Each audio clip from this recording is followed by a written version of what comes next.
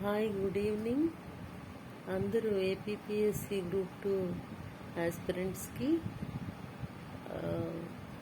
మంచిగా ఈ జడ్జ్మెంట్ తొందరలోనే రావడానికి అవకాశం ఉంది. మనందరికీ తెలుసు, సెప్టెంబర్ 23న మరి హైకోర్టు జడ్జి గారు ఈ కేసుని 1 మంత్కి రిజర్వ్ చేశారు. దేనికోసం అంటే తీర్పు వెలువరించడానికి. అంతవరకు స్టే కూడా ఇవ్వడం జరిగింది ఫలితాలపైన. అంతిమ తీర్పు వచ్చే వరకు తుది ఫలితాలు జిఆర్ఎల్ రిలీజ్ చేయకూడదని చెప్పి ఆయన మరి జడ్జిమెంట్ ఇవ్వడం జరిగింది, స్టే ఆర్డర్స్ ఇవ్వడం జరిగింది. ఇంకా జడ్జిమెంట్ కోసం ఇప్పుడు అందరూ నిరుద్యోగులు ఎవరైతే గ్రూప్ 2 రాసి 1:2 రేషియోలో మరి కంప్యూటర్ ప్రొఫిషియన్సీ టెస్ట్ అటెండ్ అయ్యారో, సర్టిఫికెట్స్ వెరిఫికేషన్ చేయించుకున్నారో వారు, మరియు ఇంకా ఈ ఎగ్జామ్ క్యాన్సిల్ అవుతుంది, మనం మళ్ళీ ఎగ్జామ్ రాయాల్సి ఉంటుందేమో అనే ఆశతో ఎదురు చూస్తున్న వేలాది మంది, లక్షల నిరుద్యోగులు వారు పిటిషనర్స్గా ఉన్నారు. వారిలో కొందరు, వీళ్ళంతా కూడా ఎంతో ఆసక్తిగా ఎదురు చూస్తున్న ఈ కేసు అక్టోబర్ 22, 23 తేదీలోగా తుది తీర్పు రావడానికి అవకాశం ఉంది.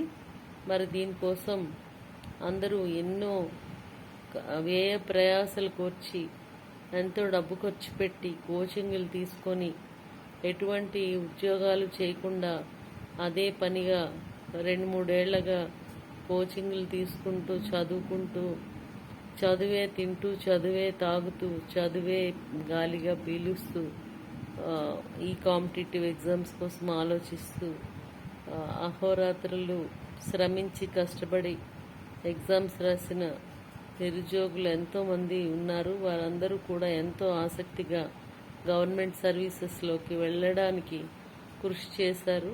వాళ్ళందరికీ కూడా మరి హైకోర్టు జడ్జిమెంట్ ప్రకారంగా తుది తీర్పుకి లోబడి వాళ్ళందరికీ పోస్టింగ్లు వచ్చేయడానికి కానీ, లేదంటే రావడానికి కానీ, లేదంటే మళ్ళీ ఎగ్జామ్స్ కండక్ట్ చేయడమా, రీనోటిఫికేషన్ ఇవ్వడమా ఏంటి అనేది, లేకపోతే రీవాల్యుయేషన్ చేయించడమా, ఇట్లాంటివన్నీ కూడాను ఆప్షన్స్ ఉన్నాయి. మరి జడ్జి గారు ఏ ఆప్షన్ని తీసుకుంటారో అది వారి న్యాయ నిబద్ధతకి లోబడి ఉంటుంది. ఇప్పుడు మనం దాన్ని కామెంట్ చేయడం కూడా మంచి పద్ధతి కాదు. ఎందుకంటే న్యాయ పరిధిలో ఒక విషయం ఉన్నప్పుడు దాని మీద మనం అనవసరమైన కామెంట్స్ చేయకూడదు. అది వారి న్యాయ విచక్షణ అధికారం ప్రకారం ఉంటుంది. మరి నెక్స్ట్, ఇప్పుడు టీజీపీఎస్సీలో జరిగిన విధంగా ఈ సింగిల్ జడ్జి గారు ఇచ్చిన అంతిమ తీర్పుని మళ్ళీ పిటిషనర్స్ ఒకవేళ వాళ్ళకి వ్యతిరేకంగా వస్తే పిటిషనర్స్ వెళ్తారు డివిజన్ బెంచ్కి కానీ, సుప్రీంకోర్టుకి కానీ. లేదు, వాళ్ళకి పాజిటివ్గా వచ్చి ఉత్తీర్ణత సాధించిన అభ్యర్థులకి వ్యతిరేకంగా వస్తే, అంటే గవర్నమెంట్కి ఫర్గా వస్తే, గవర్నమెంట్ మళ్ళీ వాళ్ళకి కానీ వ్యతిరేకంగా వస్తే గవర్నమెంట్కి, వాళ్ళు ఏం చేస్తారంటే వాళ్ళు డివిజన్ బెంచ్కి కానీ, ఎస్ఎల్పి వేస్తూ సుప్రీంకోర్టుకి కానీ వెళ్ళడానికి అవకాశం ఉంది. అది మనం కాదని అనలేము. ఏదైనా గవర్నమెంట్ నిర్ణయానికి కట్టుబడి ఉంది.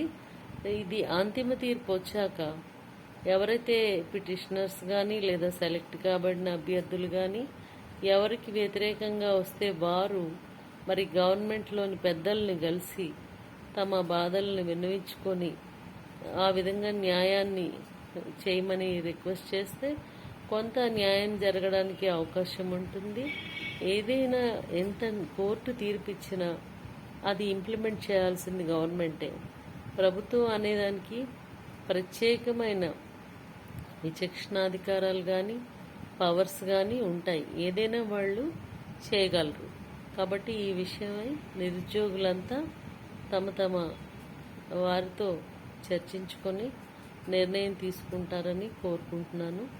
అందరం కూడా మరి ఈ 2వ వారం కానీ 3వ వారం కానీ వచ్చే ఈ అక్టోబర్ నెలలో జడ్జిమెంట్ కోసం ఎదురు చూద్దాం. అందరూ దసరా బాగా జరుపుకున్నారని అనుకుంటున్నాను.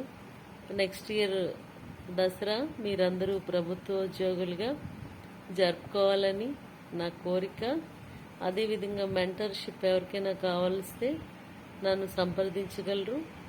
నా ఈమెయిల్ ఐడి కూడా నేను మీకు గతంలో చెప్పడం జరిగింది, shyamtasupalli@gmail.com SHYAMTASUPALLI shyamtasupalli@gmail.com ఈ ఈమెయిల్లో సంప్రదిస్తే నేను మీకు మెంటర్షిప్ అనేది ప్రొవైడ్ చేస్తాను. కొంతమందికి మాత్రమే నేను మెంటర్షిప్ అనేది ఇవ్వాలని నిర్ణయించుకున్నాను. కాబట్టి ఎవరికి కావాలన్నా వాళ్ళు మెయిల్ ద్వారా నన్ను కాంటాక్ట్ చేయండి. మీతో చర్చించాక మీ ఒపీనియన్ తెలుసుకున్నాక నేను మీకు మెంటర్షిప్ అనేది ప్రొవైడ్ చేయగలను.